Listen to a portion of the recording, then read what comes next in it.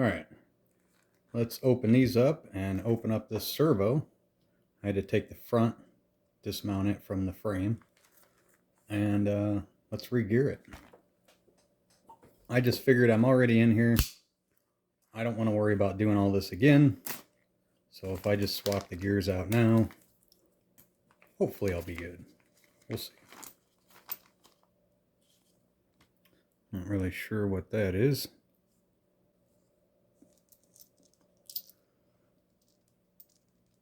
Some pretty decent looking gears. Mix of brass and aluminum.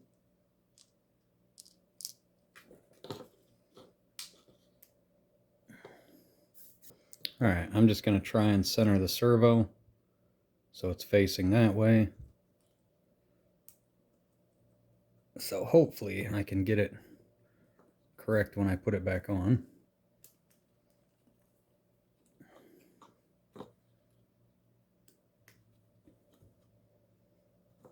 Alright, it looks like we have to take all of them out. So I'm assuming the two in the front coupled with the four in the back on the outer corners are what release the front. And then these additional two, kind of like the two that are in the front, release the rear. Now we don't need to release the rear. We don't need to access the motor or the circuit board or anything like that because it's all functioning properly.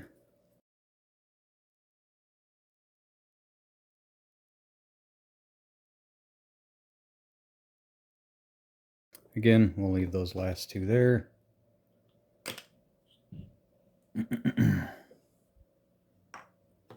So there's what the inside looks like.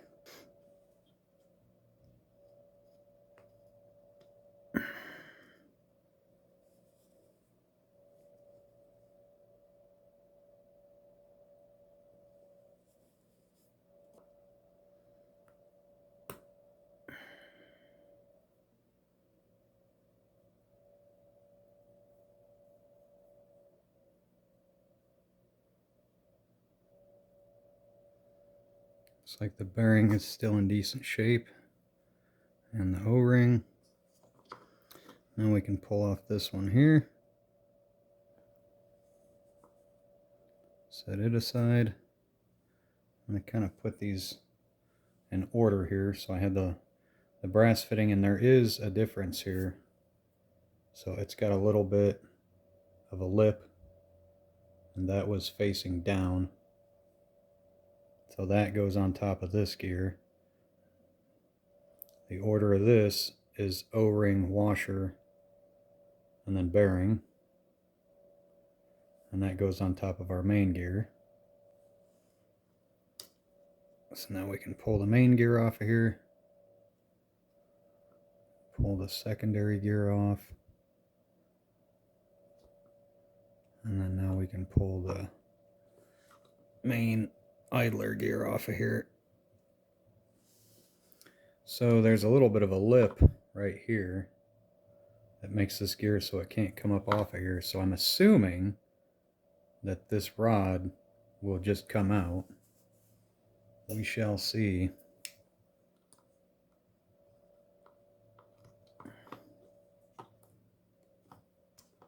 Yep. So that pin just comes out of there. I figured as much because there was really no other way to do this.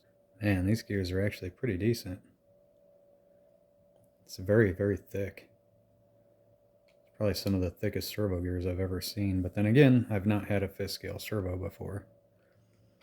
So then we put the gear on first. Then put the rod down in there. I'm just going to just bump it a little bit, make sure that it's all the way on. Now we can put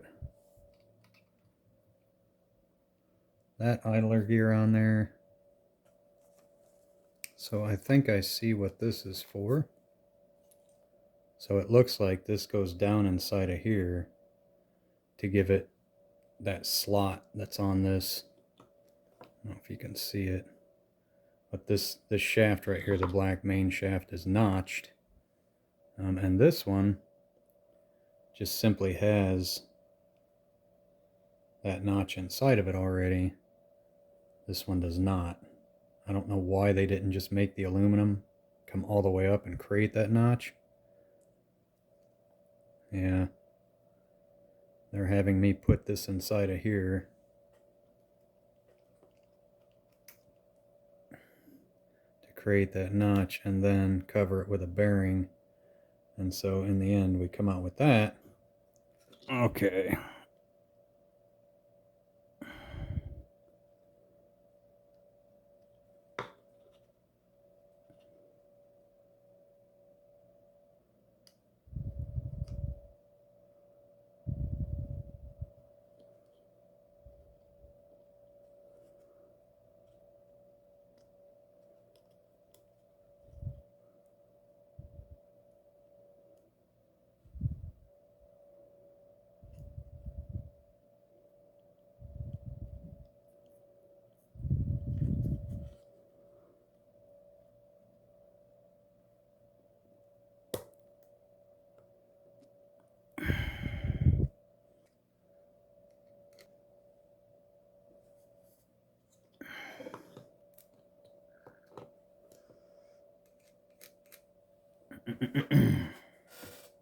Alright, now that we got everything back assembled, we can go ahead and put the case back on.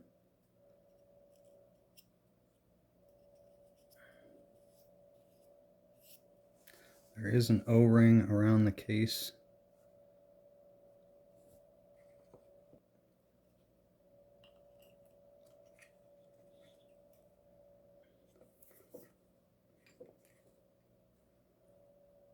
We can go ahead and pop our 4 in the back here.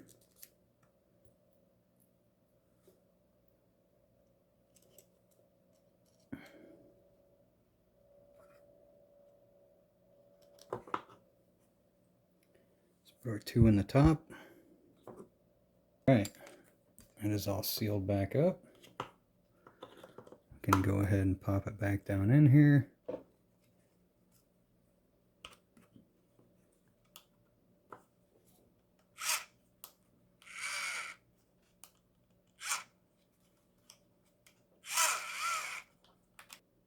Just to put these weird flat-headed screws back in.